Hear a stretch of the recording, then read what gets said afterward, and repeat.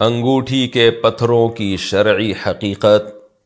انگوٹھیوں میں جو مختلف پتھر استعمال ہوتے ہیں تو پتھروں کی شرعی حیثیت کیا ہے؟ محمود الحسن جدہ سے۔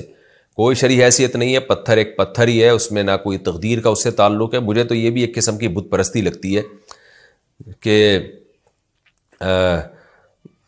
ابراہیم علیہ السلام نے کہا تھا نا بتوں کے بارے میں کہ یہ کیا پتھر ہیں جن کے انتم لہا عاکفون، جن کے سامنے تم مستنڈے بنے ہوئے بیٹھے رہتے ہو، تو یہ کیا ہے؟ یہ تم نے کیا ان کو اتنا پروٹوکول کیوں دے رہے ہو تم؟ یہ مستنڈے کا لفظ تو میں استعمال کر رہا ہوں، یعنی ان کا ابراہیم علیہ السلام نے ایک توہین آمیز انداز میں کہا تھا یہ کیا ہے؟ یہ جو ہاتھوں سے بنائے ہوئے تم نے ان کے سامنے کیوں تم ایسے احترام کرتے ہو ان کا؟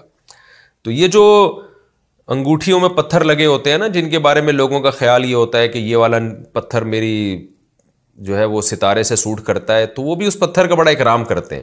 تو پتھر پتھر ہی ہے، اس کو پتھر ہی رہنے دے۔ حضرت عمر رضی اللہ تعالیٰ عنہ نے تو حجر اسود کو جب بوسہ لیا تو کہا کہ تو ایک پتھر ہے جو نہ نفع پہنچا سکتا ہے نہ نقصان۔ میں نے تو پیغمبر صلی اللہ علیہ وسلم کو دیکھا ہے تجھے چومتے ہوئے، اگر میں نے پیغمبر کو نہ دیکھا ہوتا تو میں تجھے نہیں چومتا۔ اب باقی یہ کہ مسلمان حجر اسود کو کیوں چومتے ہیں؟ وہ بیت اللہ کی عظمت کی وجہ سے نا، بیت اللہ اللہ کا گھر ہے، تو اس کے ساتھ اس کی نسبت ہے حجر اسود کی، تو اس لیے، ورنہ وہ بھی کوئی نفع نقصان نہیں پہنچا سکتا۔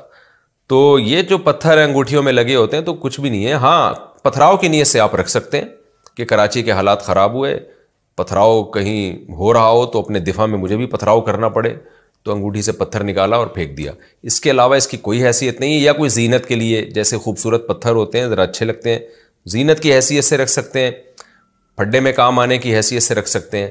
اس کے علاوہ اس پتھر کی کوئی ویلیو نہیں ہے۔